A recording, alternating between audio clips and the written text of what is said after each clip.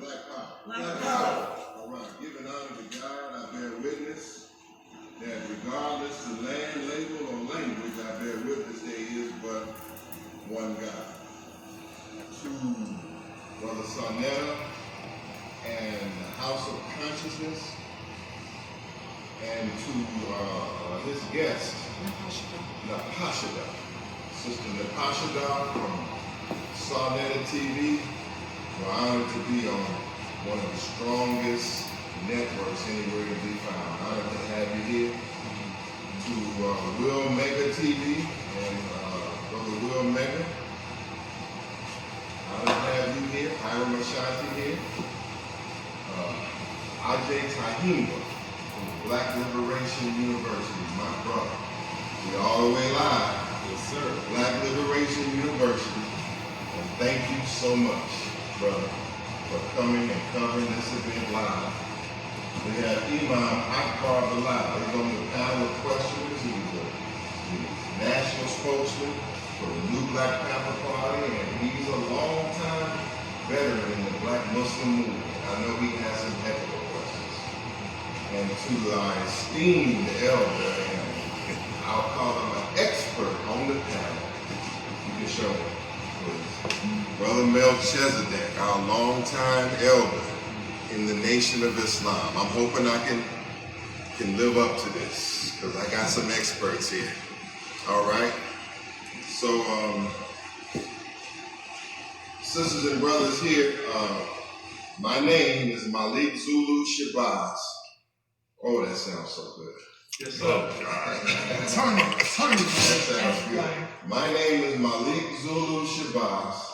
I am the author of the Book of Khallid, which is the biography of the man whose earth day it is today. And I will say right off the bat, to me and probably to you, he is one of the greatest black men and one of the greatest. There's been a lot of talk about the Book of Khallid for years and years. It's coming, it's supposed to come. It was written and prophesied that it would come, but it didn't come, but it now has come. And it has come about as a result of struggle. It's been a great learning experience for myself just to be able to produce a book like this. And I learned a lot about writing books and editing over time. And so I want to thank everybody for your patience. Thank everybody for your patience. Thank you for your tolerance. And whatever errors we made, please forgive us. But as you read and as you see, our intentions, our hearts are in the right place. All right? The Book of Khallid. I want to start off by thanking my chief of staff and the editorial director of this book, my dear sister and my comrade in this struggle, Sister Renee Brooks. Because Renee Brooks, who you see acknowledged in the beginning of this book, she believed in me when many didn't believe, and she knew what we were going through. And like a black angel, she was there for years with me in the struggle to produce this book and to produce Khallid Muhammad's works. And whenever I needed something, to find something or to get something that I needed on Minister Khallid, all I would have to do is say, Renee, can you find this? Can you locate this? And surely, like a black angel for myself and Khallid Muhammad, Sister Renee came through, comes through. So I want you to know here, we get going that, yeah, Malik Zulu Shabazz is an author, but I had help. So I want to thank my editorial director, because this is a big project bringing all of this together. I want to thank my editor-in-chief here, Dr. Trinity Amun, the director of Shabazz University. You know, we're all the way live here on ShabazzUniversity.com. Dr. Trinity Amun was invited and helping to produce this book.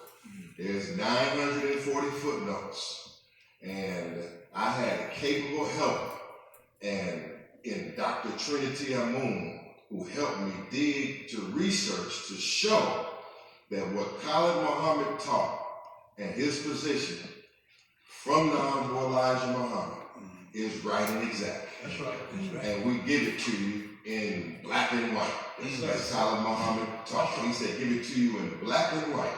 We give you what the black man said, but we know since black people don't always believe in black, we have to give it to you where the white man said it also.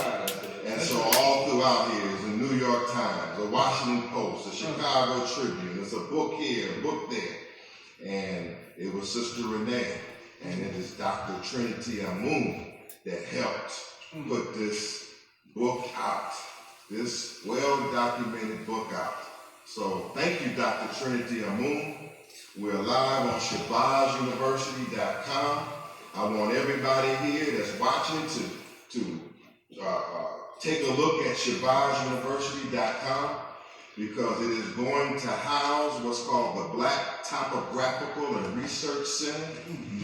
This is what Khallid Muhammad created in 1970, the Black Topographical and Research Center in Los Angeles. And we're going to put this online. Actual facts about blacks. And what's going to be at ShabazzUniversity.com is his archives. We're building an online museum for Dr. Khallid Muhammad. And it contains the archives that were used for this book, the actual articles. Sometimes when you cite something online, right, it might go away if the website goes away. So what we're doing is we're going to make the PDFs and the materials that this book was made from available to the public. We're going to make many other articles and exhibits that we couldn't include here for copyright reasons, volumes of newspaper articles. We're going to put them online at ShabazzUniversity.com. And whatever we have from our minister, Khallid Muhammad, we're going to get it. New videos you've been seeing coming out, rare videos from his classic Nation of Islam days, they're coming out. So again, that's something that I want us to embrace. That's what we're broadcasting from now, and this is an online Pan-African university. And I would like y'all to take a look at it and register, because that's where I'm going to teach a class. I'm going to be teaching in the spring, a class on this book. I want to thank brother and my dear brother, the son of Dr. Khallid, young brother Farah Gray. You all know him as Farrakhan Khalid, and he is Farah Gray. He is one of the top influencers. He's one of the top influencers in the country, in the nation. He is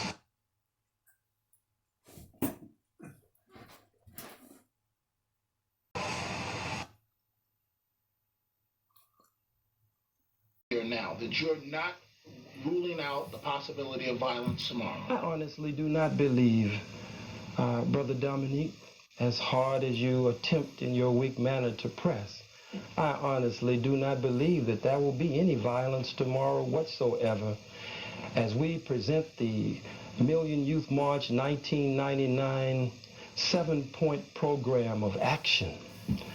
As we present that program to the masses of our people, to the indigenous people called the Latinos and called the Dominicans and the Cubans and the Puerto Ricans and the Red Indians or other indigenous people who will come to join in with us. And I hope you will be there. I will be there. Not just as a reporter, but as a black brother. I will be there in the role solely of a journalist. I want to talk... But black also, right? I want to talk... But you will be there as a black man, won't you? I'll be there in the role of a journalist. Only as a journalist? I'm interested. Oh, Brother Dominique, I'm embarrassed. I'm ashamed of you. You are somewhat a mystery. I believe you own a brownstone on Stravers Road here in Harlem. You don't believe That you know that. Okay. Well, in Harlem. Where else do you live? Do you have a residence in New Jersey? No, sir, I do not. Only in... You know that if I had a residence in New Jersey, it would be back on the front page of the New York Post or Daily News as they put right after my assassination attempt, put the picture of the building I was living in and a map in case someone got lost on their way to my door. Okay, well, that raises a very legitimate point. How can you claim to attack whites and you were living in New Jersey in a building predominantly... Sir, I live in New York and it's white. I live in the state of New York and it's white. That's not hypocritical? Indeed, I live in the United States of America and it's white controlled and white dominated. And I'm now interviewing on New York 1, which is as white as it can be, with a few black spots here and there. Again, you, for the most part, remain a mystery. But can you tell us, since the last Million Youth March, what have you done here in New York as a leader? Not general themes, specifics. I'm so happy to answer that question because my critics have called me an outsider. The politicians of Harlem, when every day they sanction busloads of whites who are outsiders to come in and gobble up Harlem like little white Pac-Men, and have sold out to the white business interests and run the vendors from 125th Street. I must say to you that we have been working throughout the entire year with the black men's movement against crack, going door to door and street by street and block by block in the black community. That's not what I just started doing, my dear brother. That is what I've been doing all of my adult life and some of my young life as a teen, in addition to our anti-drug program.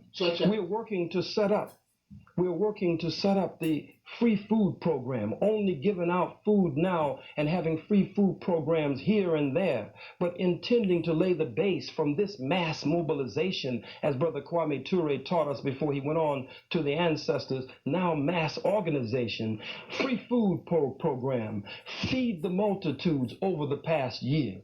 We have done street patrols called crime units. Been feeding the poor over the past year here in New York City? My dear brother, sir, we have been doing that. That brings up another... And working with political prisoners that most talk about or read about. We have direct contact with them, speaking to them by telephone and in person as we go in and out visiting them and fighting for those who are on death row unjustly. Brother Gary Graham, Brother Mumia Abu Jamal, and many others of the political prisoners who are locked down.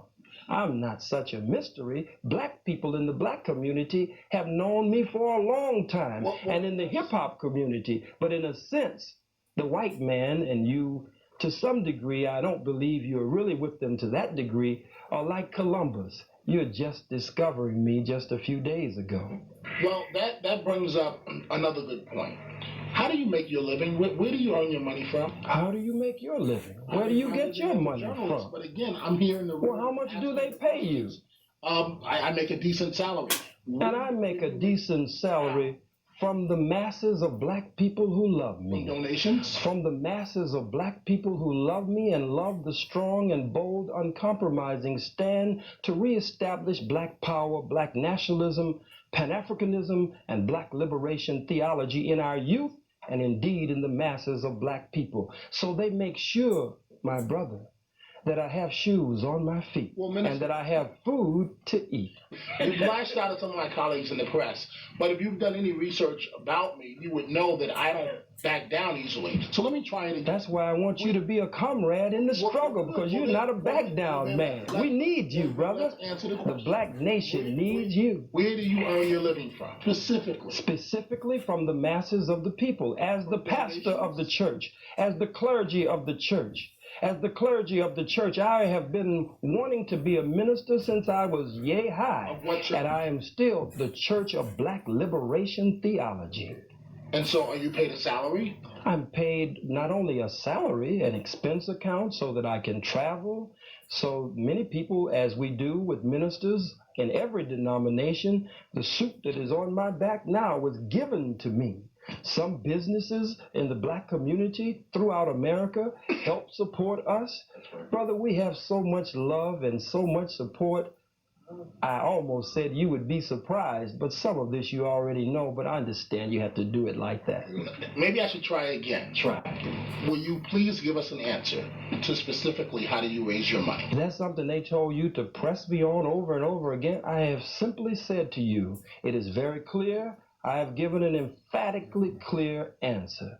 As a minister in the Black Revolution and the Black liberation struggle for our people, and a spiritual and cultural teacher among my people, I specifically, this is not a roundabout answer, sir. Well, is it donations? Specifically, if someone gives you a suit, sir, that's a gift. It's a donation. If they give you clothes, even the house I live in was paid for by someone else, as God is my witness. Was it paid for by the Nation of Islam? No, sir, it was not. But the Nation of Islam has indeed been my foundation, and what I have learned from the Most Honorable Elijah Muhammad's teachings and the Honorable Minister Louis Farrakhan is what gives me my base today and gives me my grace today by God's permission.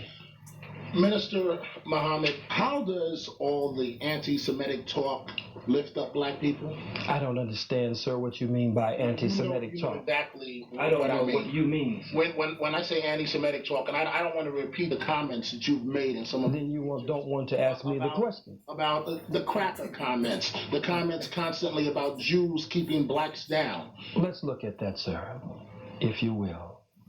When I say, Brother Dominique, the cracker is a term of white origin. It is not a black term. And it is a term that has both a literal meaning and a figurative meaning. It means the cracker who cracks the whip or the whips with the old cat o' nine tails from chattel slavery. But it also indeed means one who cracks a whip today. Giuliani, Safer, who cracks a whip to keep his slaves or to keep his subjects or people he would like to be his slaves or subjects and would like to keep under his control, to crack that whip and keep them in line, to tell black elected public officials, I'm not going to meet you when Jallo was shot at 41 times or Brother Abner Louima was sodomized. I'm not going to meet with you, but to immediately set up negotiations with the community, the so-called Jews in the Brooklyn area when something happens in their community. That's a cracker. We always said on the plantation, Lord, child, Lord have mercy. Here come the cracker man. He's the one who cracks the whip to keep you in line. Okay, well, what is, besides the... And the so-called Jews, I say so-called, not in mockery, Brother Dominic. I'm not playing to any cameras.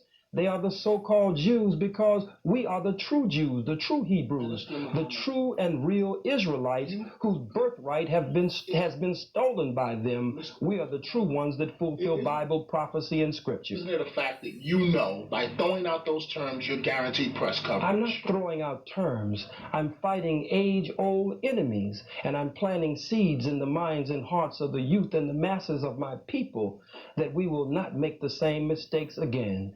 As they say in the so-called Jewish community, never again, never again.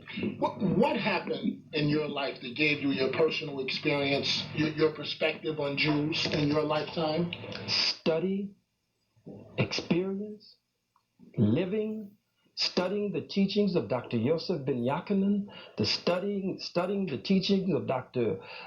John Henry Clark, studying the Most Honorable Elijah Muhammad, Minister Malcolm X, the Honorable Marcus Mosiah Garvey, and the Honorable Minister Louis Farrakhan, Dr. Barashango, and Browder, and Akbar, and many others. There are volumes of material, and even studying the book called The Secret Relationship Between Blacks and Jews, a book that thick with nothing but so-called Jew historians and scholars who explain their role in the black or the African Holocaust. Do you have a Jewish friend? No, sir, I do not have a Jewish friend.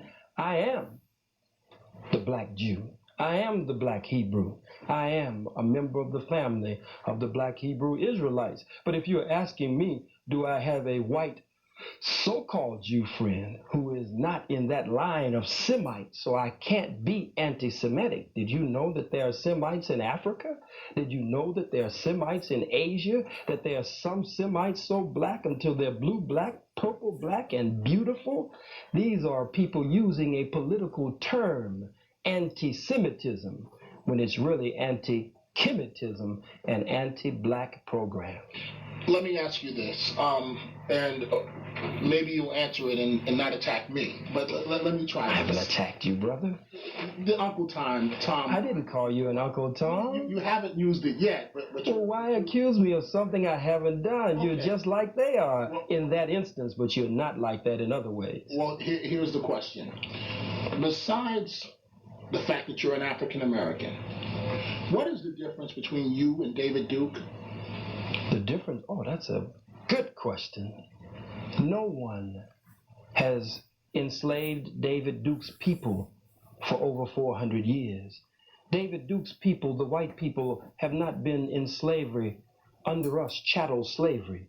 David Duke's people, the white people, have not been robbed of their names, their language, their religion, their culture, their God, their folkways, their mores, their norms, and indeed robbed of the very power of their own being. So David Duke's people are in power. My people have experienced an African Holocaust, genocide, and we're being set upon and seized upon on a daily and consistent basis. One of the 7 points is reparations, 7 points of action to go after reparations for black people, fighting police brutality and harassment and the murder of our people. David Duke's people don't experience that. There is no comparison. But critics will say he spreads hate, and so do you.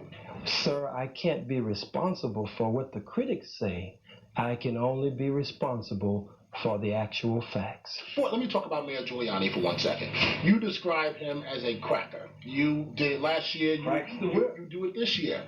But frankly, and you say you're a leader in the black community. I didn't say that, sir. You said I'm a leader in the black community. Hasn't Rudy? Why are you giving me words here today? Hasn't Rudy Giuliani? Did I say I'm a leader in the black community, sir? You have. Did I say I'm a leader in the black community, sir? You claim to be. I have never said that, sir. But can you answer my question? But I don't want you to base your question on a false premise as you do when I'm not present. I'm here today. When you hold a Million Youth March and you say you're going to have 50,000 people, as you did last year. And we did have 50,000 people. You know we didn't have 6,000 people. And you follow what the city says? You parrot what Giuliani and Safer say? I don't parrot what anyone says. Well, where did you get the 6,000 figure? I make my own observation. But you just told me the city said it. Now you say you got it from your own observation. Now, which one is actually true, Mr. Dominique Carter? What's actually true is I make my own observations from looking from up to down. And you saw only 6,000 people, sir? I didn't say what I saw. How many did you see, sir? But see, this is very interesting because you're Brother, we love you. Don't do that. Let's hurry and get to your question. My question is, you criticize Mr. Giuliani, but isn't the fact of the matter, Mr. Giuliani has done much more for Harlem than you ever have? I would have to say that that's not only incorrect from my perspective, but there are many, many, many black people. You perhaps from your seat and however big or little your check is may not be able to say it, but there are many black people who would have to disagree with you, sir.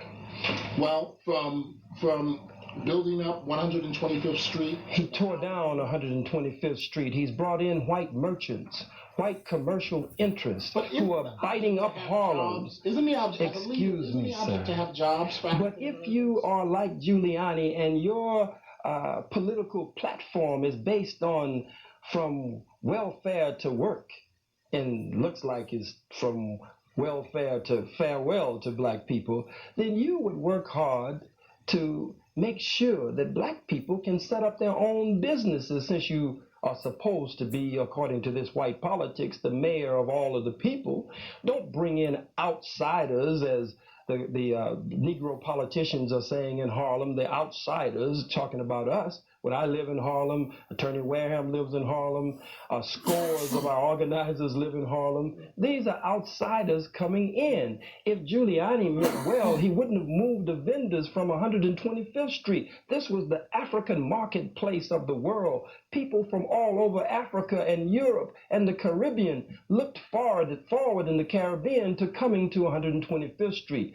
Make a way, if you're serious, that black people can set up department stores, shoe stores. Black people can set up their own businesses and build up the community where they are. That's the platform we stand on with the Million Youth March program of action, but it is not Mr. Giuliani's platform. My question was, hasn't he done